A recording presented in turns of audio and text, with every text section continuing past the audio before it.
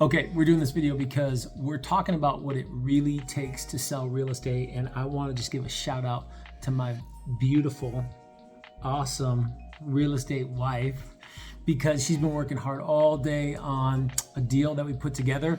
And the reason why I want to do the video is because most people don't know what it really takes to put a deal together. And you were juking and jiving and scrambling and rambling to like get a deal done. And I want to let sellers know, like, to watch out.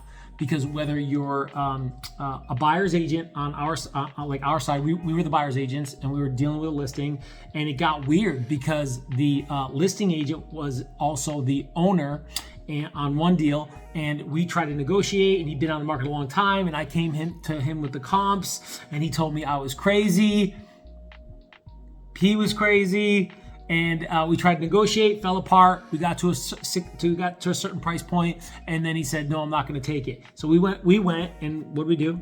We went and we saw another property. Yeah, we saw another property. Mm-hmm. My clients fell in love almost with the same exact layout, an extra bedroom. Same neighborhood. Yeah, same neighborhood. Mm-hmm. Extra bedroom, just a little bit more square footage, and a lot less. Yeah.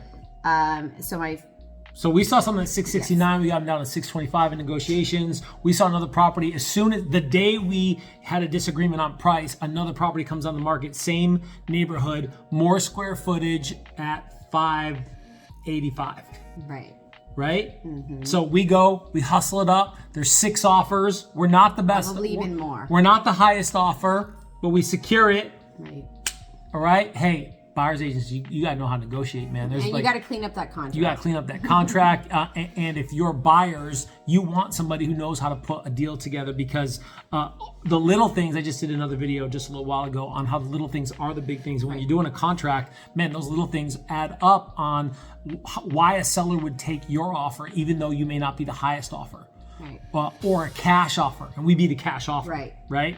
Okay, so we secure that one, and then all of a sudden, as you're writing up the email to accept that offer, the contract and attaching the contract to send to the other agent, I get a call from the other listing. The one that we got down to 625, he was begging though.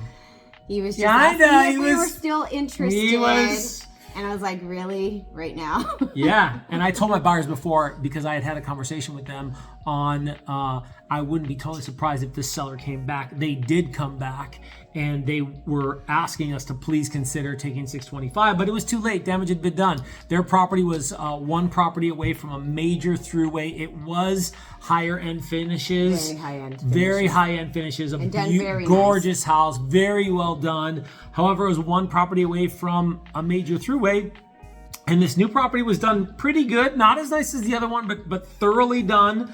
Mid-level to mid-high level upgrades. The kitchen was very, very well done.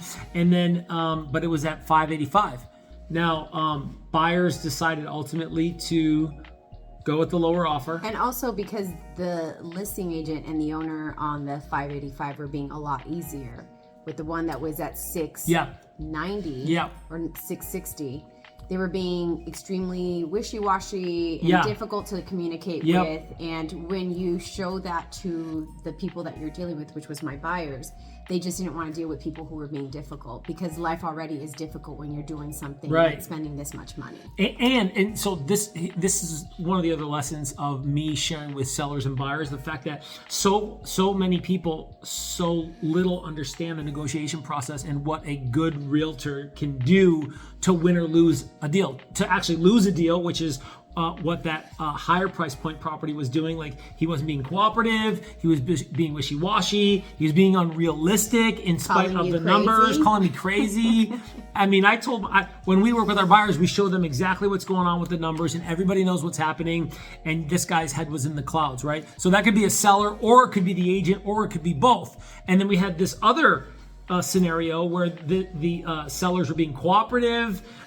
They were straight being to the point, collaborative on helping us understand, where we were in the process, so that whoever wanted to win could win in the negotiation process. There's some realtors who don't communicate with everybody to press the highest and best offer, to produce the highest and best offer. And so it was easy, and our buyers saw it and they knew it, and then bang, they went with the better deal, which was lower price. And by the way, on the lower price property, we ended up having to bid over the asking price and up towards $600,000 to be able to secure the property. But the buyers were clear and had clarity around the benefits. That property, even though we had to nudge upward in price, was a bigger property.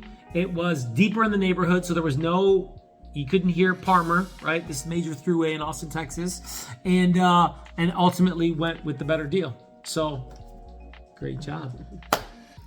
Oh, in between doing a showing.